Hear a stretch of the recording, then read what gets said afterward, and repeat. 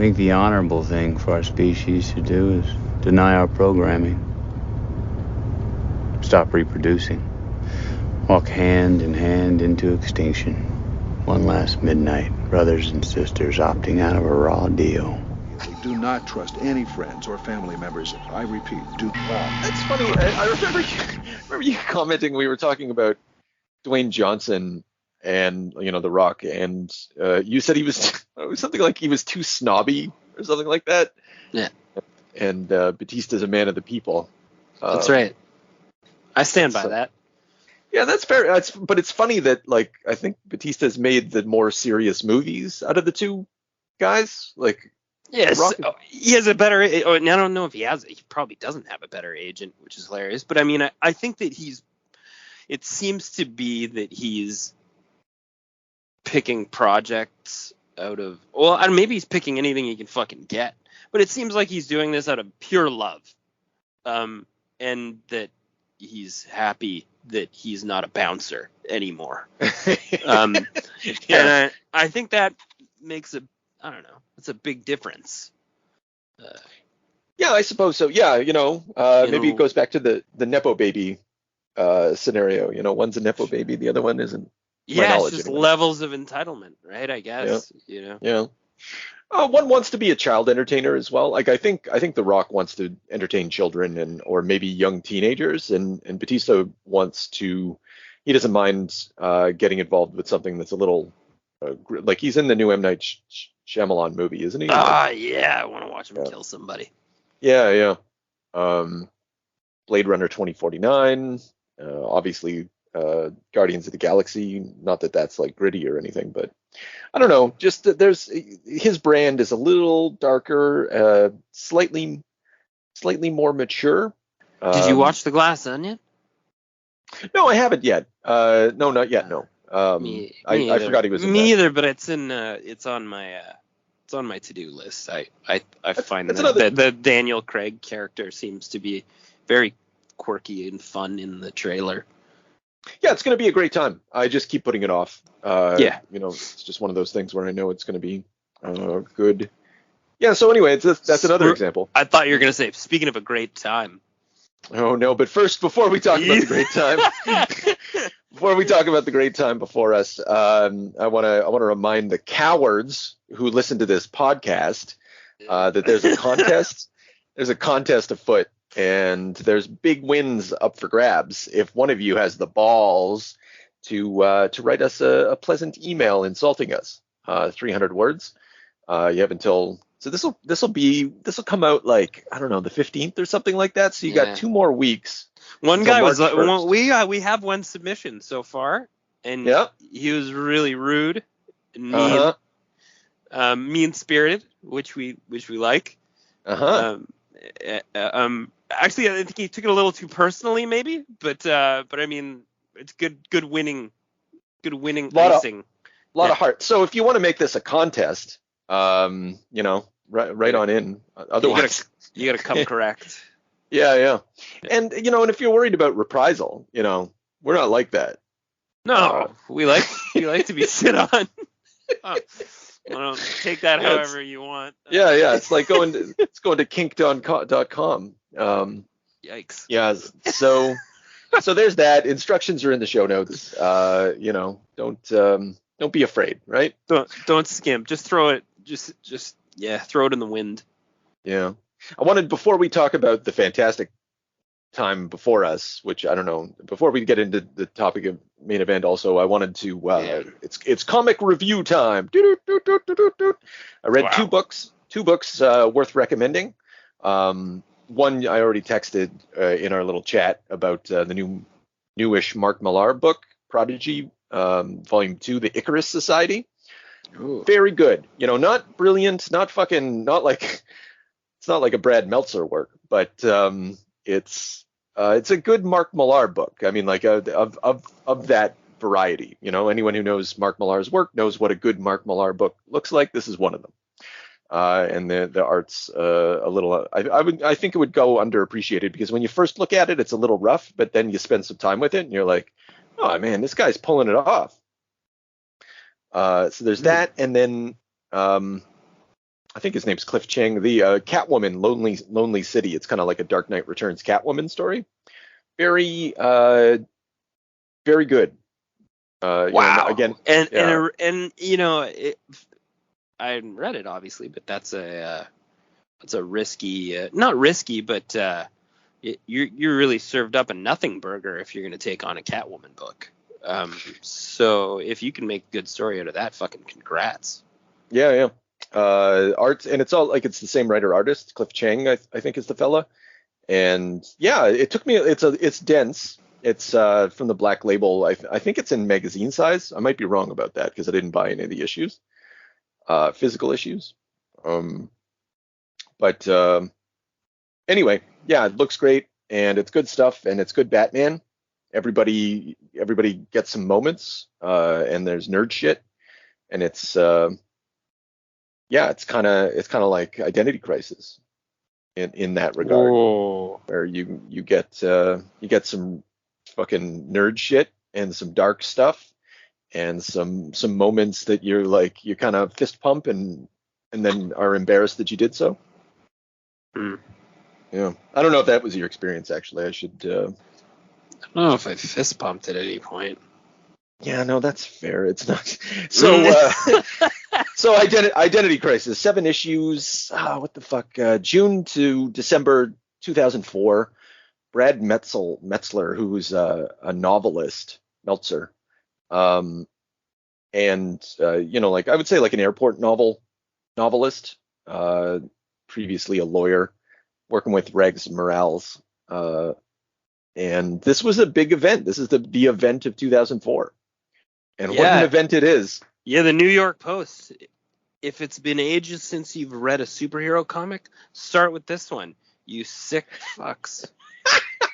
Who would do that? Because like I said this don't start with this one. Yeah, like you're gonna, I don't know. Because if you think that like other comics are gonna be like this, you're dead wrong. No. If you want to read a once in a lifetime, or like honestly, like pretty much like this is like a once in a generation moment, like in terms of an oddity book. Yeah, I think so, especially like in DC. But, although I mean, maybe shouldn't say generational. Maybe like in a 10-year gap, you're gonna get a book like a decade, this, and you're gonna be like, holy fuck. Yeah. Because like. On the one hand, it's embarrassingly bad. Like it's so bad, but on the other hand, it's so good. Like it rides that sweet spot right in the center. Like there's all these. I said that in our chat. I was like, this is like the dark underbelly of Kurt Busiek, because like it's like, what if all this nerd shit we take it real serious? And we build this universe and we give everybody this like ground floor perspective on these cosmic beings and we give them feet of clay. And we wring the humanity out of that. But and Meltzer does the same thing, only like what if he adds rape and betrayal and insanity and a lot of things that really don't on the surface seem to fit with these 4-color, like with Superman and Batman and Elongated Man, like all these fucking like D-level characters that only your nerd's nerd is going to really give a shit about. And what's funny? Do you have the special edition? I think it's a special edition. Like it's got a white cover. Did you get materials at the back? Yeah. Did you get the foreword by Josh Wheaton? Yeah, but I didn't read it. I just thought it was funny because he quoted, just shining that light and showing us what we should have seen all along, humanity. Just thought it was funny because it was just what you said. Yeah. Okay. Interesting. And yeah, like I don't know. I had always really liked this book, and I think I was embarrassed to like it. Like I had a copy and I got rid of it because I was like, oh, I'll never want to come back to that. But I'm wrong. I think this is something that you can always come back to and really like shake your head at and enjoy at the same time. Oh, I think so too. I had a copy and that I gave away when like years ago when I was working in retail because Kate got me a nicer copy, like a hardcover copy for Christmas, that someone recommended to her to get for me. It's like a beautiful copy, and I'm very pleased with it. And reading this again this time I'm not gonna say it was different. It was just as jarring as it was the first time. But like, there's a lot to appreciate. I think so, because you end up really caring about these stupid characters. Like it's like, and it's wildly inappropriate. Like it's like, what if, because some of these characters, like their cheesiness is akin to like fucking Bugs Bunny or something, like a Looney Tunes character, and they're all these like children's fantasy action heroes, but like they're somehow you're made to feel things for them, and I feel like it's partly manipulation, but then again, all art is manipulation. So that's like Ralph's ludicrous, and the build up to get you to like him is cheap. You know what, like, he just loves his wife, you know, like you know, it genuinely thinks about her in his spare time. It's just like a hokey romance trope. It's really cute. But like you say, it's just so fucking. It's like, it's such a guilty pleasure because it's such a low road to take in writing a narrative like this. So like you know what he's doing the whole time. You're like, oh god, this is building up to fucking bad news, and he's giving me the cheap way. You know? Yeah.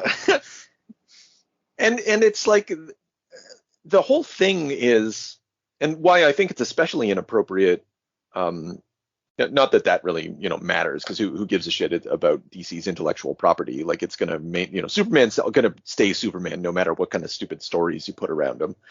But you know, he chooses Elongated Man and his wife Sue Dibny as these pure representatives of innocence, of, you know, like this purity and innocence and goodness. And then in order to, you know, and just to show that they're living in the grown-up world, you know, what is it that these fairy tale characters do in the grown-up world, and how does that play out? And how does family operate, and friendship and loyalty operate within that universe? You know, it's kind of like loyalty versus betrayal is the real sort of struggle here. That might be putting it too simply, but then again, maybe not. And then you're just like, you get Superman with Ma and Pa Kent and all the heroes, like, you know, all Green Arrow is all proud of his son, and it's just like, everybody's made to. We all know that all these characters have families, but I think Brad's gift in this is to make everybody feel like family, which is harder than you'd think, and harder than it ought to be. Yeah, and there's like, he grounds you in family by by not using the ultra powerful characters, and whether or not that's deliberate, whether or not that's like an intellectual property thing, you know, who knows? But it seems like he's allowed to use them because they're used throughout the book, and they're not shown in a great light. But like, to use the ground level characters is a charming thing. And Green Arrow's really phenomenal. I think was standout in this. It was like a really good writing of him. Yeah, he wrote a run on Green Arrow prior to this, I believe. So we shouldn't be surprised. He's probably a Mike Grell fan. I can see them. They have a very similar sensibility. I bet there's a trajectory there. It's funny that you say about him using, because like, even in this is the first page. Pardon me while I quote a little bit here. You know, Dr. Fate once told me life is a mystery, but it isn't. Everyone knows how it ends. It's just a question of when. In a novel, it's different. There you start worrying about the main character's safety almost immediately. Of course, it's a false worry. Nothing bad really ever happens to the main character in a novel. But if the story opens with a minor character or two, and then the story opens with a minor character or two, and so he knows exactly what he's doing, and he's kind of showboating in that, it's the sort of self-awareness that is required for this to pull this off, and he understands expectation and how to subvert it, and to milk, a real, this gets to the Kurt Busiek thing, like the real nerd shit, because like later on, Superman's talking with Ma Kent, and she wants to pay for her subscription to the Daily Planet, right? And Superman's trying to stop her. He's like, look, you don't have to do this. I'll put you on the comp list. And then she's like, I bet Batman never does this to his parents. And then there's a panel where like Clark's face is just like, and we know, and it's just like, of course, like they wouldn't know anything about where Batman came from. Like even that's a secret. And it's just like he squeezes the humanity out of secrecy, and I don't know, just like it's tons and tons and tons of little moments like that for the super nerd to really go, oh, of course, and a lot of love in this. He loves these characters. Yeah, there's and that all of that has to do with like you say, he built up a lot of secrecy, and he built up a lot of tension, a lot of anxiety. He made you really charmed as fuck by Ralph, and it's just like, and it's all build, like, it's he opens telling you know something terrible is gonna happen. Yeah. And if not multiple terrible things. Yeah. And the best part about this is so there's all this tension and all this violence and all this fucked up shit, and you're like, oh, this is awful. And at the same time, like the final image of him like dissolving and crying in the rain as he holds his dead wife, and I can't help but laugh every time I see the image, because it's so maudlin and it's so like stupid on the face of it. Like on the one hand, I care. On the other hand, I'm offended that I care. And the result of that cognitive dissonance is just for me to start laughing. It happens every time. It's so aggressive. Like, so he's like, and she's pregnant. He's lost control of his rubbery body. Yeah. And you've made that comically like a point. Yeah. Like, from an artistic standpoint, and then also the obviously the pregnancy test, just to sling some extra grotesquerie, like, yeah.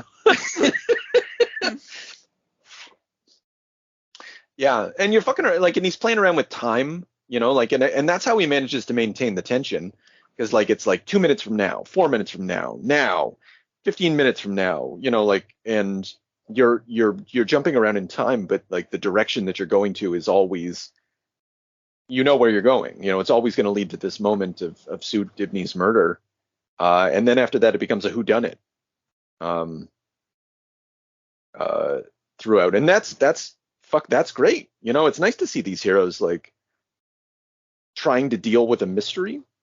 Because normally it's all bang 'em up, like who's trying to destroy the universe, and there's something very small about this, with just charming and a good counterpoint to what DC usually does. I think that contributes to its success as well. Right, and then and there, like you said earlier, he uses and I still find some of the tools he uses, which I think that's part of the thing that makes you embarrassed to like it, is that some of the tools he uses to change expectations or to remove Batman, let's say, from the equation are cheap, but they're good and they're tricky, and they, like you said, they subvert your expectation, and you go, fuck, that makes sense, but fuck you, Yeah. And it's I don't know, I guess. How would you summarize this story? Should we bother? I don't know. Sometimes not everybody's read Identity Crisis. What's the basic story here? Well, I don't know. I guess like elongated man's wife is butchered, and they don't have a real suspect, so they just blame a Dr. bad Light? guy that fucking secretly. I guess you're gonna keep that a secret while we do this? Not really, right? No, it's 2000. Yeah, yeah. Yeah, so I mean, like, basically, like, a bad guy previously raped her, so they directly blame him, and that's just a mess. And then, that's, I don't know, I guess that's the summary. Well, then Batman showed, yeah, but then there are more problematic things in that, like, the B-leaguers have been, like, basically lobotomizing and erasing people's memories and twisting facts and, like, dumbing down bad guys so that they don't have, like, horrific problems. And then there's that subtlety that like, the A-list team that's not moronic has just been sort of turning a blind eye to it because they know it's a necessity. Yeah. And that's like Batman finds them one day and they get in a huff and they erase Batman's memory as well. But the implication is they think that Batman probably has a sense that it happened to him and he sort of accepts it. Yeah, there's a good chance that Batman already knows that. Yeah. But you don't know if he does or not, and so you're kind of like, like bastards doing that to Batman. And then, Ollie's response to that, Green Arrow's response to that is like, you don't think Batman's done it to us? Like there's this massive paranoia that's driven by a very human emotion. Like they even signpost it, like what extent would you go to for your family in this world of crazy villainy and, when you're out there trying to be a hero. And it and what embarrasses me about that is just how earnest this story is for these heroes. Like they're so stupid looking, and they're like the concepts are so dumb, but they're acting like they're police officers. They're acting like they're like the thin blue line against or federal agent. We're going investigating. We're doing all we're doing our research and we're on the trail and we're busting heads and like maybe in real life, quote unquote real life, like those things might happen, but it just comes off as so stupid and so unironic in the way that I think it would need to be in order for me to like give it the okay. I also really enjoy the use of Green Lantern and Flash as fucking morons. Yeah. I mean, it's a little mean, but makes sense. I mean, because it's Wally and it's Kyle Reiner at this point. Yeah, there's some fucking beers. Like, Flash is so powerful. They fucking spot him like a dummy. Yeah. And then he's the only one that's too stupid to realize anything that's gone on in the past. Well, Ollie sort of just fills him in like he's a fucking child. Well, I guess the way that they get away with that is because like he was previously on the Teen Titans. He hasn't been an A-lister for as long, so he wasn't way back. He wasn't one of the old timers, and it's the old timers who've been fucking around and committing sins for the sake of their children. And I don't know, I guess maybe one of the implications is that Barry Allen had been complicit as well in all of this, but they don't get into that. Well, they sort of do. A little bit, yeah. I don't think it's stated explicitly, but it's certainly implied. And then Kyle Reiner is just a fucking idiot at any given day. Yeah, true, fair. So, yeah. Also not an old timer, so. Yeah, so the rape scene with Dr. Light, you're just like, what the fuck? Like, this is not required. I'm not terribly offended. I mean, rape scenes happen all the time. Like, I'm not. Right. Yeah. You're gonna be. Yeah. I mean, it's one of humanity's I guess, most despicable acts, or if not the most, akin to murder or some type of grotesque child murder. So, Yeah. I mean, it's right there, right? Yeah, it happens all the time. Hanging Yeah. there out in the breeze. And if I'm a storyteller of any type, make it whether I'm creating film or art or anything, I mean, like, you can, I mean, if you're going to think of something like that and you want to go down into those waters and add it to your story, it's been done, It's it's in the tradition of Alan Moore. Like Alan Moore's defense for all the rape in his books is just like, well, it's the most common form of violence in the world. And if you want me to depict the world, I'm going to depict rape. He doesn't say it like a threat. And he's just like, that's why I do it. Right, like I mean, it's just one of those things. Like, and then that goes back to the humanity sort of dib at the beginning of us talking, is that, like, if you're gonna go down into humanity and make a realistic story, like you can do realistic things like rape, and that's gonna be fucking awful. And it's good, but what not troubles me, but just like makes it so wildly inappropriate, I guess, does trouble me, but not in the sense that like this should be censored. If anything, like everybody should read this book. It's fucking hilarious. But you've got like Dr. Light, right? And so I'm looking at these panels. It's the page where like the act occurs, and so he's holding her hands behind her back, and again he's wearing a cape. He's got a fin on his fucking head. And I'm thinking about, and it's like, Brett, I like how casual it is too on the previous pages. Like when he's invaded their headquarters, he's just walking around and he's like, oh yeah, like, time for a rape. What? Like, that was not on the table for superheroes, which I guess maybe makes this unique and still makes it unique.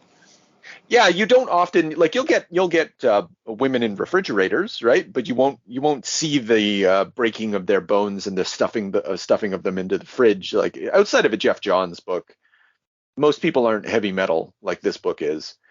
So he blinds her, walks her down, and so I'm looking at, okay, so again, it's 1, 2, 3, 4, 5 panels. Panel number 1, he's holding her hands behind her back, and I'm just thinking about Brad, like, writing, because he has to write the panel descriptions for all this, right?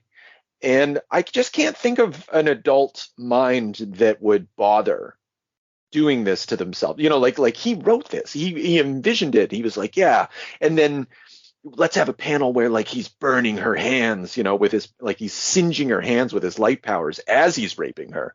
She's like, please. And you're like, Jesus, dude. Like, it's not that it's especially fucked up. It's just like, what are you doing imagining all this with these characters? Like, it's like, it's a parody, and it's rightly made fun of. Like, this was made fun of when this came out. This is a hugely controversial book within nerd community, and I get it. Like, it's I'm gonna keep using the word inappropriate for these characters. Like, this attitude, this approach, where you don't go anywhere after this. Who's gonna realistically follow this story up and like continue this attitude? Oh, this no, this is it. Yeah, this is it. You don't need to know anything about the Justice League. You're not going to follow this grouping of Ollie, Ralph, the fucking Hawkman, and the magicians. You're not. That's not going anywhere. This is it. You've done like a sick thing with a bunch of nobodies. Yeah. And you just have to live in this event and end it. And then in some ways it's like it's kind of the final Justice League story. Like the real end, and like that's fucked up. This is like kind of like the Dark Knight Returns for Justice League stories, only like, because it's DC Comics, this became canon. And this became like, Jeff Johns picked up on all this shit. Mark Waid picked up on all this stuff. That 52 miniseries did its best to kind of clean this up and sort of expunge it, but it still kept it. And then Jeff Johns, and then it, like, the next major series, Infinite Crisis, is basically a sequel to this. but at a higher register. It's kind of like what are the consequences of this story for those big events, and how does this shatter the DC universe on some sort of cosmic or metaphysical level? And I think it just does a lot of damage. Like they just made a mess.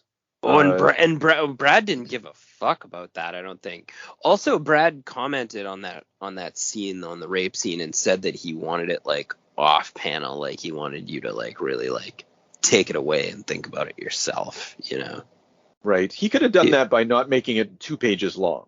Right. Yeah, because I really felt like I got involved there. That was a lot to take in. Also, I don't know if you noticed on the page after, when the Flash intervenes, which is bizarre, and then it seems like, I'm pretty sure Ollie tries to shoot an arrow directly into his cock, and Dr. Light kind of blocks him with his thigh. That might be so. Yeah. And that's how I interpreted that panel. Something happens there. It looked like it would have been an a arrow. direct hit if he didn't swivel his hips a little. Yeah. Or maybe like I don't know. Either way though, they ought to have, like, that's the thing. Like, okay, so he breaks into, and this gets into, and another thing that's so good about this is like it facilitates nerd talk, because you go through this in your head and you start thinking about like the stupid shit, like the heroes should kill the villains.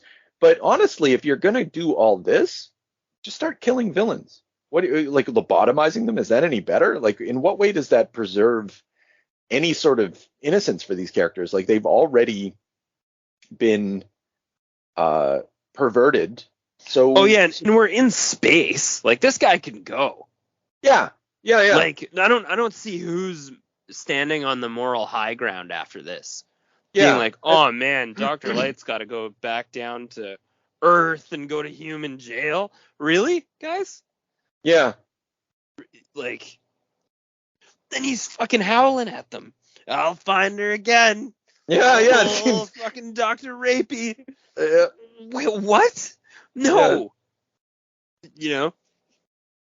And then you're watching this guy like curl up with his sobbing, burnt, one fucking shoe's missing from the struggling, or tights are all ripped up.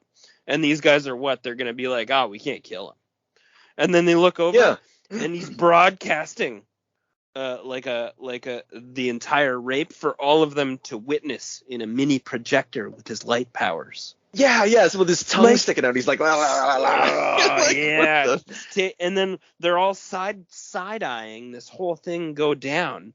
Like, there's no moral high ground to stand on. There's not like, we can't kill this guy. Like, give me like, that makes the whole thing almost like a bizarro world. Well, it is a bizarre. Yeah, but that's the thing. Like, it is a bit like the moral rules that they're applying. It's like they're doing gymnastics to remain within that moral universe that superhero comics are supposed to represent. And you're like, why? Like, you could tell plenty of stories. There's lots of stories to tell in the world about these characters. This is one of them, because why not? There's an infinite number of such stories, but like, it's not a good idea. And like, the only saving grace of this is that Brad is a good writer. Like, he's not a great writer, but he's got structural, and his dialogue's great, structure's good, scenario's interesting. Like, he makes you care. But this could have sucked so much worse. I'm horrified by Dr. Light, by the way. And they really, really dragged you through it. Yeah. And like, you're not supposed to care about that guy. Like, I didn't really care about, and I know, if I'm honest, I still don't really care about him, but like, you're like, okay. Well, no, because then they lobotomized him, and that's the excuse they gave for him, like, battling the Teen Titans and being like a little mental defective. That's hilarious. Yeah, it's a retcon, and that actually, like, that's another thing about this. There's all sorts of like retcons that kind of make sense. This story does make sense, like, because he posits that. So in the Silver Age superhero Justice League comics, like, the Justice League would always get possessed or their bodies would get swapped out or whatever. And so Brad, because he's applying that Kurt Busiek attitude, like, okay, so what if I take this seriously, and what does that mean, and how do I like get something sort of dark out of that? And like the idea is like, people figured out the heroes' identities at certain points. It happens all the time. And so what's the explanation for the superhero villain suddenly not remembering later? Like, how do we maintain continuity through retroactive continuity? And like, this is his solution. That's that's actually fairly elaborate in terms of like what like a normal comic book writer will put on the table for an arc. Exactly. Yeah. And I was thinking, like, yeah, these heroes, like these characters, even in the Silver Age, they're dealing with like crazy betrayals, and characters who's like, think of Scarlet Witch, to go into the Marvel universe, like imagine this story you could easily tell this story with any superhero team, like any family team, where like one member of the family gets fucking crazy and there's fights all the time. And like, Brad really wants to take that seriously and, find someone, I guess, like I keep saying, that's something you can do. I don't advise it, but he did it. And like, I wouldn't want to see anyone else do it. I don't think. Like this is it. Someone finally scratched that itch, and this is magic. Yeah. I love Dr. Light. Calculator sent me. I need help. I've got money. And he goes into like the B League fucking bad guy headquarters, which is like absurdly stupid. Like what a grouping of losers. Like, fuck. Well, it's the secret society of supervillains, which is usually the again, it's his love of 70s DC comics, and early 80s, I guess, DC comics. And fuck, we didn't even talk about Deathstroke. That's so fucking cool. Like Deathstroke is made to be the baddest fucking ass. And I really appreciate that, because like up until then I never got the sense that like this is the coolest that Deathstroke the Terminator has ever been. Definitely. I would say. I like knocks Ralph out, one shots him. Oh yeah, what does he do to Ralph? I don't know. He just knocks him out as he breaks through the door. Oh, that's right. Yeah, He's just laying out like a fucking elastic band. And then dispatching fucking Barry Allen. Oh no, excuse me, that's Wally, right? Yeah. Wally West. The dispatching of Wally is phenomenal. Yeah, like on the one hand, like Nerd James is like, well, none of this makes any sense. Like he can't really be that dangerous, but he's kind of like the Captain America of villainy. And so he's got a plan, it's all worked out. But it's kind of dumb, but it's awesome at the same time. Like you're like, fuck yeah, like. No, it's pretty awesome. I love the liver shot. Oh, for Zatanna, so he just makes her start throwing up. And I love how it's drawn. She's just like, oh, just barfing. Yeah. Yeah, and then he could have just like knocked her fucking block off. Like, why do you want? Like, I like the creativity of this, because keep it interesting, right? Like. Yeah, he could have just KO'd her, I guess. Which would also been funny. Yeah, he was that close. You can't stick her with a fucking knife, cut her throat. Like. Yeah, or he could have just like hit her on the button on the friggin' ear and knocked her out cold. Yeah, but this way, like. This is just funny. I like the little detail too. While she's barfing, he just like pushes her over with his foot. Yeah, like just dispatched. She just spends the rest of the fight like vomiting, I guess, until they team up on him. And it's stupid when they finally team up on him. I guess that another nerd thing. It's like he like Green Lantern's there that whole time, and he loses in like a game of fucking, I don't know. I used to do this with my dad. Like doing that like like knuckle mashing. Like trying to fight with your and he like takes over the ring. It's stupid. Like you can't think about it too much, but it happens so fast and it's so cool that you're like, all right, good enough. I love with Dina too, where he just like bags her, zip ties her, and handcuffs her. What? What the fuck? Yeah, because she's like, How she's did a he do legit that? like, yeah, she's a legit like A-lister as far as like hand to hand goes. So that sets off my nerd attack. Yeah. Um, Also, he was just fighting Ollie, and then he had time to do that without Ollie being there. That's not it. But that's yeah, okay. yeah. So it's like it's a good representation, but even within how it's represented, you're like, this doesn't make any sense. But you like, I'm happy to go with it because I'm happy to see I like seeing the B-listers get their due. Like, it's also kind of a post Grant Morrison book, but it's also the anti Grant Morrison book. Like no way would the Grant Morrison that wrote Justice League of America ever consider producing this. With characters like the Justice League, but at the same time, he is interested in, or they are interested in resurrecting 70s B villains and kind of making them cool a little bit. Kind of a project over at DC. Yeah. How did Hawkman? He did Hawkman so dirty. Oh, I think he just cuts his rocket pack off. And, No, I mean, yeah, he cuts his wings off, but then like shoots like fucking Mini-Man at him, and like yeah, the atom gets bopped into his face. it's just so crudely dispatched. Yeah, and they're all like, it's such a brawl, and like it even ends that like the Justice League teaches you how to fight, and you're like, I don't know, like you guys are just like, what are you doing? Like, why? Like, get his legs, get his arms, like And like, what did the Green Lantern do here? nothing.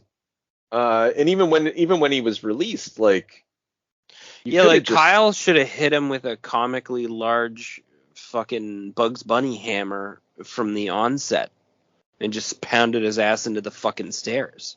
Yeah, ideally he wouldn't have been there at all. Like, he's useless. Like, he's nothing in this story. So like, why do you have him? Like, other than he's just a problem for your story. Get him out of there, and like maybe this makes sense. But Zatanna's up and running now. She stopped fucking vomiting her heart out. So why doesn't she just put him in a? You just end up asking all these stupid questions. Yeah, I do like the end of the fight though. When you just go like when they tackle him, and then like Dr. Light zaps This everyone. is another like bizarro moral high ground. Like Ollie doesn't stick his arrow in his good eye. Yeah, right. Like blind this fuck. Yeah. He is a huge problem. Like, yeah, no. and he'll be less of a huge problem if he's blind. Or stick it in his neck. Like you can stop the bleeding. You can do all sorts of things. Like you don't necessarily have to kill him. If you shoot a bow and arrow, so it's not the first time you must have seriously wounded someone, knowing that you could revive them or something. I don't know. Yeah, I do like that Superman is so like a fucking goon, and like he's so big. He's just like this big lunking. It's like his shirt doesn't even fit because his neck is too big. His traps just not possible. No, there's no shirt that can fit his traps. Fair enough. Well, we appreciate that though. That's great. Yeah. Well, that's delivered by Rags Morales. Which I don't think we've talked really much about the art on this, but it's very good. It's excellent. But it's also very bad at the same time. Like some faces are like really awkward. And his wacky angry faces or screaming faces are always the same. But in like almost like a such a good consistency way though. Like yeah, the consistency makes it work. It's like reading Chris Dylan Weston book, or Oh yeah, okay. Well, I was thinking someone with a rougher style like Chris Weston, whose style when you look at him you're like the guy who did The Filth. Yeah, that's a dirty style too. But then once you realize like the flavor of it and its consistency, you're like, oh, he's doing this on purpose. Like this is what this guy does. And then you can get lost in it. after that. But at first glance, like, everybody looks a little. It's not very good, but it's also very good. Yeah, concur. Yeah, and then I don't know what goes on with Dr. Light here, where I remember what. Yeah, and why? That's, like, why all of a sudden? And so what? Yeah, not possible. Like, yeah, yeah, because they teamed up on like it's like it falls apart as a thing, and you're wondering, like, I know he's setting things up for the DC universe. He's like dropping all these threads, like Robin's dad is murdered, and you're like, Tim Drake's dad. Tim Drake didn't need to have any tragedy. Like, actually kind of ruins the character a little bit, because like he was the guy that chose to be Robin, and could theoretically quit, and this doesn't deepen him in any respect. No, it just kills another family member of the League and puts you in an uncomfortable, like helpless position, sort of, to build like ongoing tension. Yeah, and to like further this mystery, so it's revealed that and fuck, this is another reason this is so stupid. Sue Dibny was murdered accidentally by the Adams divorced wife, who was trying to get him to come back to her by creating he wanted to scare, I just wanted to scare her so that way all the heroes would be nervous about Lois, and everybody would, and you'd come back to me. And like there is is that like did you feel I forgot that was what happened, and I do feel like there's a bit of a like a sort of like a misogynistic flaw in terms of portraying women to go this road with all of this. I think so. Yeah, no, and I think that was part of like, okay, so you've got a woman who is essentially fridged, but not, well, she's not fridged in the sense that she motivates the hero, because he was already motivated, but she's murdered needlessly. Now, I guess the counterpoint is that so is Tim Drake's dad or whatever, but like there is a threat of like, yeah, like what causes all of this drama is just a crazy fucking woman, who's just like too proud, too like just this yeah, she's all like, she's a crazy bitch in this, and like that's what sets off all of this, and it reveals like the lack of innocence was always there below the surface, but all of a sudden, like this marital strife that is initiated by this insane woman sets off a chain of events that reveals it. And so it's kind of like the woman is ultimately the cause of all of this disorganization and dissolution of the entire DC universe. You could very easily, I could go on, like it's so easy to jump to that reading. And yeah, it's weird. I don't know what else to say. And yeah, and the women, like Zatanna, like the women are generally dispatched. I mean, I know Black Canary. Well, they even replayed Alan Moore's gut shot to Barbara. Just a sample woman violence, just a little extra little. Well, yeah, and all the dead wives and everything, and now again, Brad didn't invent all of that. That stuff's already there, but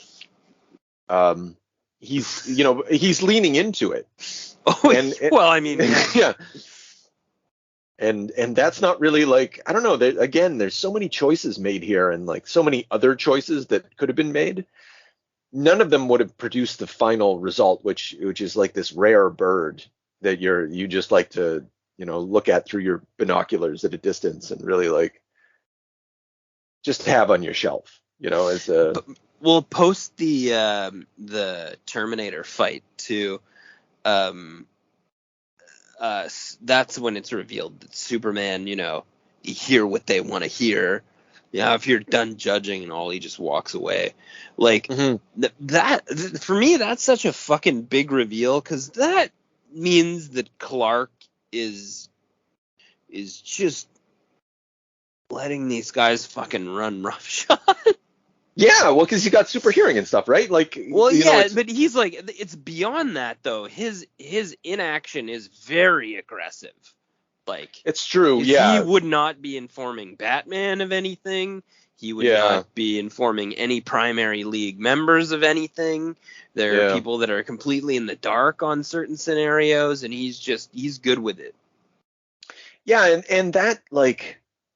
And once again, I'm going to say that's so inappropriate for a character like Superman, because like, why are you dragging them down into the mud? Like, you've got these characters, you can do this with any character, and I guess it's kind of fun in this instance, but it feels like kind of a sick fan fiction.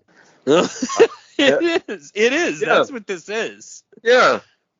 But it's not fan a fan fiction. fiction. It's a sick fan fiction that's been taken as far as you could possibly take it without adding nudity. Yeah, or just like, and there's no positive depictions of sex in this book too, and I think that adds to the sense of wrongness to it. Like, I don't want to see these heroes just engaged in fucking or whatever. That's not what I'm saying, but like the closest we get to any sort of romanticism between man and woman in this is just before it's revealed that the Atom's wife is the villain. You know, they're about to like get it on in the bedroom, and she says something really stupid that she ought to have known not to say. You know, she's like, well, she asks something about the crime scene that only the criminal would have known about. You know, like, that's what undoes your fucking master plan. Like, you fooled all these heroes, like all of them. You have fucking flummoxed Batman, and you fuck up like that. That's so stupid. I do like that Batman figures out everything though. That's Batman gets a lot of baller moments, even though he's a little bit of a bitch in this. Yeah, he's a little in the background. I love that guy's coming like the FBI agent or whatever, and the guy's like, well, Batman's right over there. You know, what's he doing here? And the guy's like, I don't know what you're talking about. Him. I don't know what you're talking about. Batman, he's right there. You know, like it's just like everybody's turning a blind eye. Like, authority turns a blind eye to whatever these masked vigilantes get up to, and it's like, and it makes a special sense with Batman, because that dude shows up and he's solving the crime, right? Right. Yeah. Exactly. You know, but it's just like everybody's turning a blind eye. Like, everybody knows that something's up. Like, that right there, and they're like, nothing's going on here, nothing to see. And it's kind of emblematic of everything we've been talking about, like the sort of denial that enables all this this shitty behavior on the part of the heroes. Yeah. I think one of the funnier parts too is when they bring in the big guns to do the crime investigation. Oh yeah, early on, yeah, they got Mr. Miracle and the metal. Even men later, yeah. they bring in Clark. Oh, Superman himself and Mr. Miracle. And it's like, you know, like, if a person with shrinking powers did that, they would see it. Well, and they even come up with they're like, maybe someone who can turn microscopic, and they're like, they just start thinking of villains or whatever. Where's that guy who can shrink? You know, like, find him. But you know, that in good whodunit fashion, like, the clues are there, sort of. Not really though. It's cheap. Like, when the wife, I think is Jean Loring or something like that, she, like, when it's shown that the killer like burns Sue Dibny, it looks like a man in a trench coat. And then Sue Dibny, not Sue Dibny, like the lady, the killer, later on she's revealed, like, she goes through, shows up, kills, and then all of a sudden she's in a trench coat. You know, like, it just makes it doesn't have to make sense. And they go through the motions, like, oh, I brought that flamethrower with me or whatever as a, you know, just in case I needed a cleanup. Wait, what? Yeah, I brought some other weapons. You made it so that there were no clues. No, yeah, you couldn't have guessed, and that's like, and I don't mind because it's not the first mystery where I've gotten screwed, you know, like, 'cause it's so hard. It's so hard to set, like it takes a real sort of genius, and you'll never do it more than once or twice, like to set it up so that way that there's a big reveal at the end, and you're like, oh fuck, you know, like, remember on page 1 when the thing happened? Ugh. That's actually very hard because people know what to look for nowadays. The audience is smart, so the only way you can do it is cheat and then paper over it with emotionalism. And I mean, no one notices. I think the closest thing to like a relevant clue that you get in the book is when Batman says there's no benefit, there's no gain, and you start processing, well, like, what's the book using for themes that would make it so that certain people gain something positive or whatever. But gaining fucking love from your family is not a motive for murder, so it's still pretty fucking half-handed. Like, yeah.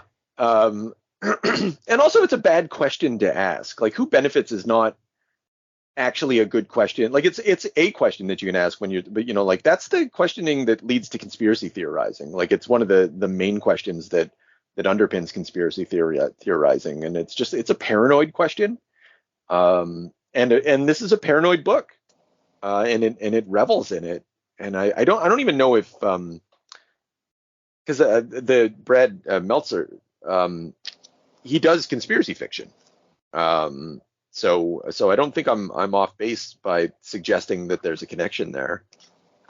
It's just it's a stupid motivating force. You're like, what the fuck? But it's also very human. You can see someone making like this crazy decision, maybe.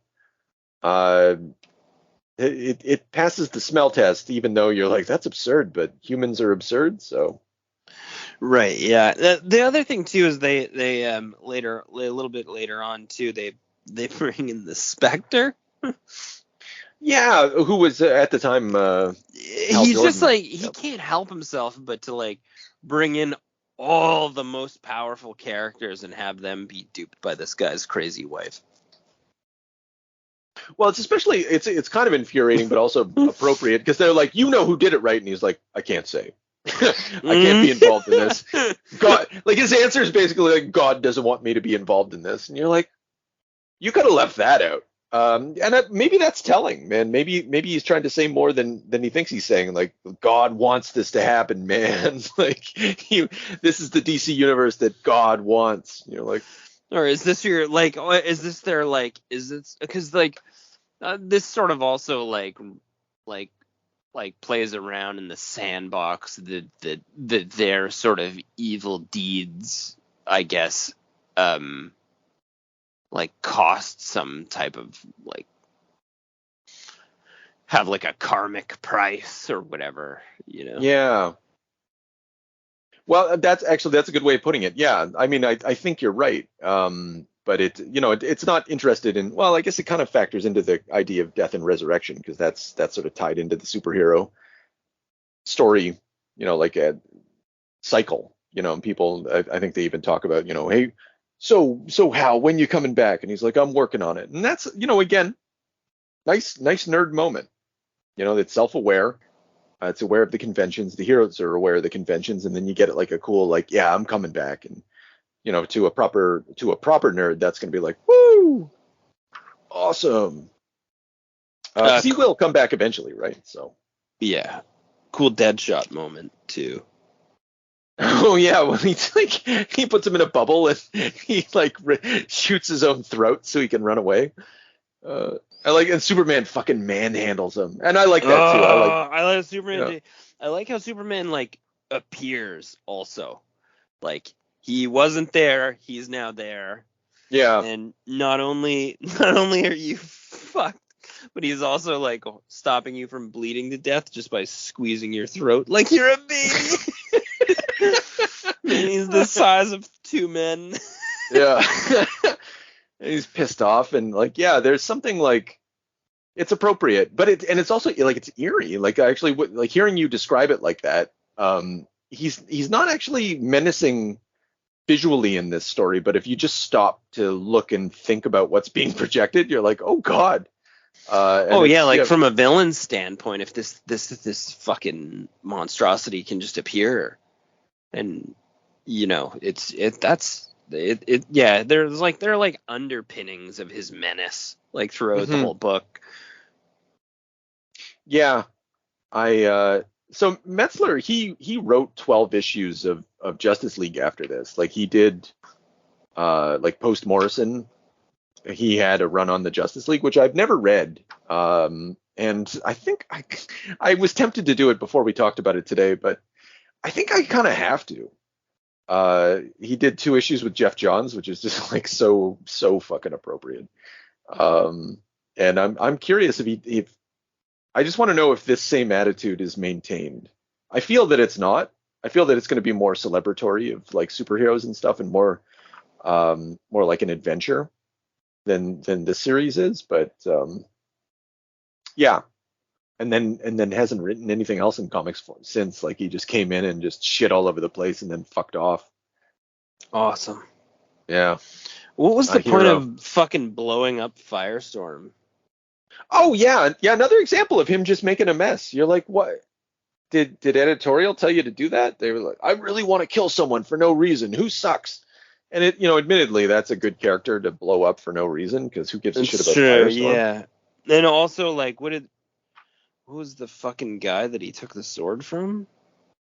That looks like a fucking Monty Python character? Oh, I don't recall. Sorry. Like Lancelot? Oh, you mean like who He's stabbed going him? for Justin's sword. No, like the fucking Shadow Man or whatever stabbed him. Oh, yeah, I don't know. But he took the sword away from like a guy in scale mail in a knight costume. Like it's like, oh, for fuck's sakes. I don't know. Like he just picked obscure people to. And what's Shazam doing there? Shitting the bed? Like I don't know. Oh, is Shazam around? Oh yeah, that's right. Yeah, he's just standing there. Like this guy's like Superman level. Yeah, this story only works if the characters are smart, but they're not ever smart enough. If that makes any sense, or they're stupid. It's true. Like, I mean, I know this plays on the whole family thing and the human emotion and the fact that they're just like, they're off guard, like they're out of their comfort zone, so they're not functioning properly. Like, and that's a theme that's going on too. You might be right about that, because like they might be more effective if they're fighting the Mirror Master or something like that. Like something simple. Like something to punch, like something to solve, but like a mystery regarding like the repressed emotions of the family, like these people in costumes and having secret identities. Strangely enough, they're not equipped to handle it in a mature fashion.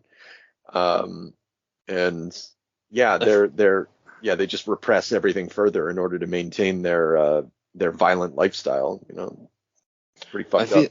I feel like getting a boomerang straight to the chest would be awful. Well, especially if even if it didn't impale you. Wow.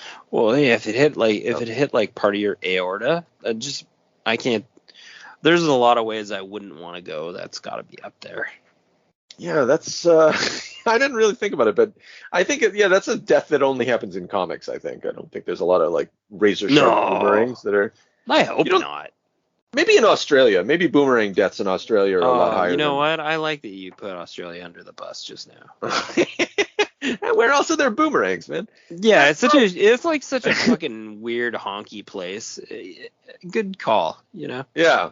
Fuck you, Australia. Any listeners from Australia? Come at us. It's all fucking kangaroos, shrimps on the Barbie, boomerangs. Yeah. Name it. Fucking Dingoes. Weird. Yeah. Bunch of spiders and snakes. Caravans, fuckers. Yeah. So I don't know. We got anything else here? I mean, I guess we could just go like moment to moment, but I'm just going through. I have a lot of favorite moments. Like when Super Boomerang's son, so many pointless things happened. Yeah, that's another thing about this. Like it's focused and scattered at the same time. It's hokey and dark at the same time. It's just like all these contradictions. Like it's just this book of tensions, and the tensions threaten at any moment to rip it apart, and then it just manages to hold together regardless. And that's its sort of dynamic power. Like that's why you keep reading, or why you're able to keep reading. But you're giving it way too much credit. But honestly, man, I think this is like Extinction Agenda canon. Like if we have like books that represent like best of the best of a certain like attitude towards superhero comics, this has got to be up there. Oh man, I love when she gets that when Jean gets that psycho fucking smile. That's just like the old days. Yeah. Like it's just like you're gone full fucking supervillain. Like yeah. Well, that's all that happens. It's a universe of supervillains, though, right? So, like, every supervillain has an origin story. They happen sometime. You never know when it's going to happen. You never know when, again, the Scarlet Witch is going to turn into a supervillain, or the Hawkeye is going to betray you. And, so, like, it's stupid, but it's also more appropriate than you want to think it is, given the conventions of the genre. Yeah. Yeah. I think Batman knew. I read that Batman knew everything by the end. I want to believe that Batman knew, but on the other hand, I don't, because like, why didn't he do anything? Like, my Batman would do something if there was like all these rogue agents around fucking around. I think he'd do something about it, and I think that the story hinges on the fact that not that. It's funny that like they're not worried about Superman. No one's erasing Superman's memory because they know that Superman's like this agent of the status quo. But they know that Batman's like that hard motherfucker who has like he does not. Did Batman fall back into that same role though? What do you mean? Oh, like at the end? Yeah. Is he just like, you know what? My boys are doing they're doing the God's work here. Because I guess he has to start. Well, he has to start wondering, like, I don't know, like I guess you have to start imagining things, but like at some point he's gonna like, okay, so why did all those assholes go on a side quest to fight Dr. Light when the real like mystery was over here? Like why did they go to like, and maybe he read some computer files, maybe he looked at some tape, maybe he figured some stuff out. It's certainly possible, but the story doesn't give us any reason to think, other than some dialogue from Ollie, and some silent panels where we're left to our own devices to infer. Like I don't think anything warrants us thinking that he knows, but I want to think that he knows, because my Batman knows. Yeah, but mine too. I think that was my thing. Yeah, but he knew, and I just think he would. I took it as he didn't take action because there's just too much grief surrounding what's happened by the point that he solves it. Yeah, and it's just not worth the trouble. The way that this reverberates throughout the DC universe afterwards is so, it becomes a retcon for why Batman's such a paranoid shithead. Like, the reason he's such a paranoid and lone acting shithead is because he kind of knows what happened to him, and he doesn't trust any of the heroes. And he sets up like elaborate surveillance systems and countermeasures, like that Mark Waid story where he has like contingency plans for all the heroes. The Tower of Babel. Yeah. So this is, they retcon it to make it like, this is why he's like that. And it's meant to explain why Batman's such a jerk, like paranoid jerk. And that kind of works. And his journey out of that, and I think Grant Morrison's Batman serves as the end to that story, where he excises all that paranoia and all that fear and all those concerns, and just sort of becomes pure Batman at that point. Like, this story poisons Batman for years to come, and it requires like one of comics' greatest writers in order to fix it. And I don't know, that wasn't worth it. That was not worth it. Well, I like this, and I feel like it can just be taken on its own. It should be. If you think that you're gonna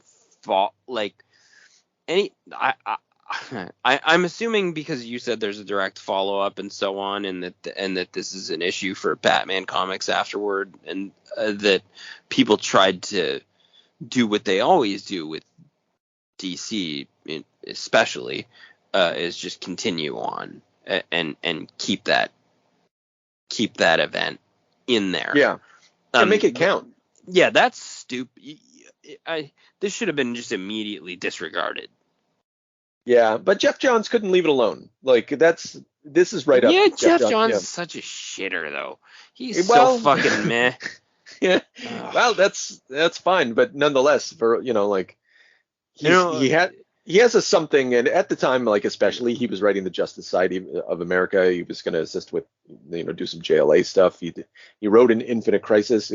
He just becomes a major voice over at DC, and he's like, I have great. a hard time with him not being just a nothing burger. We've never, you always ask, like, did we give Mark Waid a fair shake? I think we did. Personally. Yeah, we did. I remember now. I know. Yeah. And I mean, I don't think we've ever given Jeff Johns a fair shake, though. Kingdom Come. Yeah, Jeff Johns. How are you gonna get? I'll take the Pepsi challenge on that.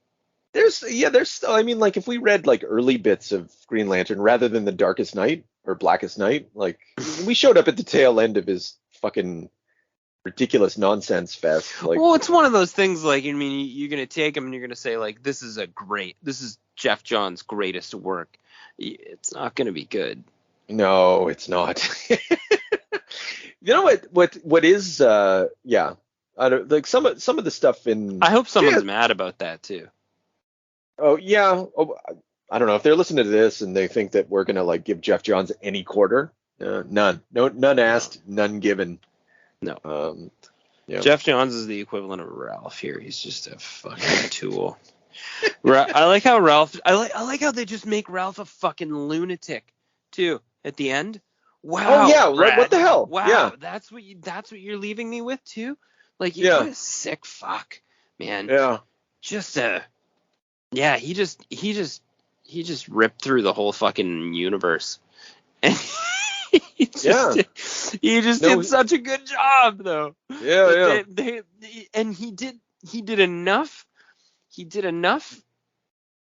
background work that I think that was the thing that I think that's what makes this so clever and so good, even though, like you say, certain parts of it are cheesy or hokey or cheap, is that it's so fucking well done that it left good editors and good writers with the idea that they could incorporate it. Right. Like that there was something here. And that you're fucking crazy if you think that you could do that. But it was so good that they sat down and they were like, it can stay. Yeah. We don't. It was a big seller. It was a big seller too. I mean, like, I don't know. DC they've never like missed an opportunity to shit their pants in their entire life. So they were given a real fucking opportunity here. That's a damn fact. Yeah. Yeah. Oh yeah. I'm looking at. Okay. So the rape, Brad. We very seriously, consciously decided to keep this off panel. To me, the most horrible things in life are the things you can't see. And yeah, you're just like, did you really think you kept that off panel, dude? You idiot. Yeah. Man. Oh well. Like, what did he think? Like, you fucking 3-paged the rape, and then did another 2 or 3 pages with a slobbering maniac broadcasting it, where I got to see her full facial expressions. Yeah. And then, like, just because, like, I don't know what he thinks the alternative to that would have been, just like full on drawing dicks. Here's what. Okay, so here, I think this is emblematic. Okay, regarding the mind wipes. Brad, it's easy to say that the mind wipes were there just to let us examine the morality of the heroes. And that's true. But my other goal was that they'd allow us to see the old Silver Age stories in a brand new way. You look back on those stories now and they're wonderful. Nothing tops them. I think that just says so much. And I think a lot of people chuck them to the side and say, that's fun, that's cute, but they're a coloring book and we don't need them anymore. And that's on editorial for a moment. That's the appropriate response for those books. But I love those stories. I grew up on those stories, and those stories changed my life. They taught me my values. They engaged me when no one else did. And in my own selfish way, I wanted them back. And you're like, what? This is like, that's as perverted as Jean Loring. Like that's that's how you take them back. Like that's your way of reclaiming them, is to turn them into, like, Warren Ellis refers to this book as arse rape funnies. And yeah, I think that's your response to this. Like, that's so sick. Like, that's sick. It's no wonder you're friends with Bill Clinton and fucking George H.W. Bush. Yeah. The fuck. Anyway, fuck this guy. Anyway. Yeah. Brad's a beauty. Yeah. This whole book's a beauty. Like, highly recommended. Anyone who hasn't read this, like, read it. And just, I don't know. Hopefully this conversation helps you to, like, I don't know, process it somehow. Yeah. Digest the glory. Yeah. And if you don't like it, you know what to do. There's an essay contest. Yeah. Yep. And you can have at us, and you might be a big winner, but probably not, because you're a loser who's never read Identity Crisis. Ah. Now all we need is a little energon and a lot of luck.